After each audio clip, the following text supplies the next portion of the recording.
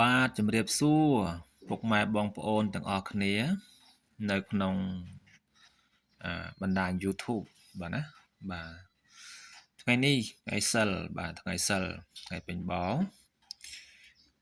ថ្ងៃទី2ខែ2ឆ្នាំ2026បាទមានវត្ថុបុរាណ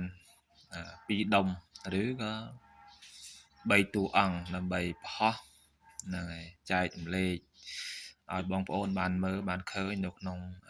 សង្គម YouTube បាទណាបាទមួយអង្គនេះគឺចង់ថាស្នែងប្រះរលេះបាទណាស្នែងប្រះរលេះឬស្នែងប្រះកាច់ស្នែងប្រះអង្គោះទៅធំចង់កាច់ជាថ្មនេះបាទធំណាស់ដៃពេញបឹបបាទពីរតួអង្គនេះបាទមើលទៅមានព្រលឹងអញ្ចឹងណាដូចមើលមកយើងវិញអញ្ចឹងបាទយើងមើលអញ្ចឹងដូចមើលមកយើងវិញអញ្ចឹងបាទដូចមានវិញ្ញាណអញ្ចឹងណាបាទយើងមើលស្រឡឹងមើលអញ្ចឹងបាទទឹកដៃឆ្លាក់ស្អាតមែនទែនបាទដូចពណ៌កមូនយើងមើលតែប្រភពព្រះអង្គទៅមុខព្រះអង្គបាទដូចមើលមកយើងវិញអញ្ចឹងបាទណាហ្នឹងហើយដូចញញឹមដាក់យើងវិញអញ្ចឹងបាទអញ្ចឹងអស់លោកមើលទៅណាមើលនេះជាព្រះសីវលីណាព្រះសីវលីមហាលាភណាចឹងគេថាព្រះសីវលីគឺជាគេថាអ្នកជាលិតិហ្នឹងគឺបណ្ដូលគេថាហើយខាងគេថាស្នេហ៍មតាមហានិយមបាទណាចឹងព្រះសីវលីនេះសម្បូរដោយលាភគឺអេតតកៈរបស់លោកគឺខាងលាភណាអ្នកណារស់ស៊ីលក់ដូរបាទគឺត្រឹមត្រូវនេះជាព្រះកម្ចាយណៈណាព្រះកម្ចាយណៈក៏គេជឿថាខាងស្នេហ៍មតាមហានិយមដែរពីព្រះអង្គនេះណាបាទទឹកដៃវិញបាទមើលទឹកដៃស្អាតបាទយើងមើលអញ្ចឹងដូចព្រះអង្គមើលមកយើងវិញអញ្ចឹងបាទនៅមួយខ្ញុំយូរឆ្នាំហើយបាទយូរឆ្នាំហើយ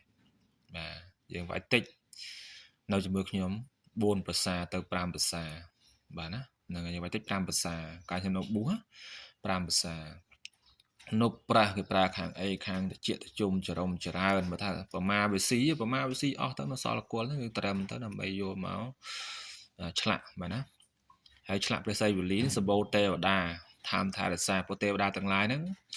បានទៅកាត់ទេវតាដោយសារលោកនៅជាមនុស្សធ្វើបុណ្យជុំគ្នាព្រះសីវលីនាំធ្វើបុណ្យទៅពេលកាត់ទេវតាទៅដល់ពេលលោកបានសម្រេចធម៌ជាព្រះអរហន្តក៏ទេវតាទាំងឡាយហ្នឹងតាមឲ្យលៀបតាមថារសាឲ្យលៀបឲ្យជ័យយ៉ាងទៅបាទលើកំចាយអណៈណាជាព្រះដែលព្រះអង្គថាជាពុទ្ធជាម្ចាស់នៃយើងស្អាតជាងគេនៅលើលោកបាទហើយមានព្រះកម្ចាយអណៈហ្នឹងគឺស្អាតបាទបន្ទាប់ពីព្រះអង្គមកគឺ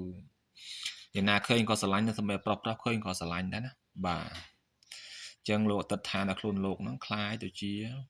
ព្រះកំប៉ោងហៅព្រះចិនតែពិតព្រះអរហន្តយើងនឹងឯងបាទណាបាទហើយមួយនេះវិញបាទណាបាទ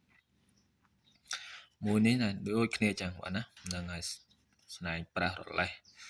បាទនេះវាដល់បាទសិតតែយុគកាលបាទយូរឆ្នាំសិតរបស់គេរើសបាននៅតាមភ្នំបាទណារបស់តាមភ្នំបាទណាហ្នឹងហើយអានេះមិនមែនកាត់មិនអីទេដូចថាវាជុលគ្នាបាក់អញ្ចឹងបាទបាក់ទៅក៏វា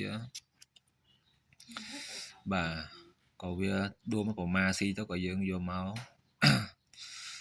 ឆ្លាក់បាទណាជាតួអង្គកម្មាទេពឬកម្មាពេជ្របាទកម្មាទេពកម្មាពេជ្រនេះគឺកាន់ថងលុយបក់ហាវលុយហាវភ្ញៀវចូលផ្ទះបាទណាខាងរកស៊ីលក់ដូរតាមមហានិយមបាទនេះគល់ស្នែកប្រះបាទណាហ្នឹងហើយកម្មាទេពកម្មាពេជ្រយើងប្រើខាងណាលក់ដូររកស៊ីហៅភ្ញៀវហៅលៀបឬក៏ឲ្យដឹងមុនឬក៏ការពារនៅពួកអមនុស្សខ្មោចព្រាយទាំងឡាយអញ្ចឹងការពារអំពើអំពន់ហ្នឹងទៅ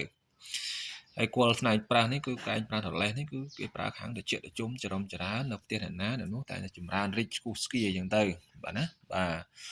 ហើយយន្តខ្ញុំគ្រប់ថាសានេះយន្តក្នុងក្រោមនេះគឺយន្តបាទស្ដេចទេវតាទាំង4ណាបាទកវេរៈបហុលកៈរូបកៈអញ្ចឹងទៅណាទៅនឹងស្ដេចទេវតាទាំង4ឬការពារទិសទាំង4ណាយន្តពុទ្ធយន្តនេះគឺល្អណាហ្នឹងហើយនេះគឺខ្ញុំផុស ដើម្បីកុំឲ្យស្ងាត់ក្នុង YouTube ដើម្បីឲ្យអស់លោកបានឃើញណាថ្ងៃសិលខែ2ហើយថ្ងៃសិលទី2ខែ2ឆ្នាំ2026បាទសូមអស់លោកណាបានឃើញព្រះកម្ចាយណៈព្រះសីវលីនិងកុមារទេពសូមអស់លោកនោះមានលៀបមានជ័យស្រីស្ដីឈ្នះអស់មាសត្រូវបាទ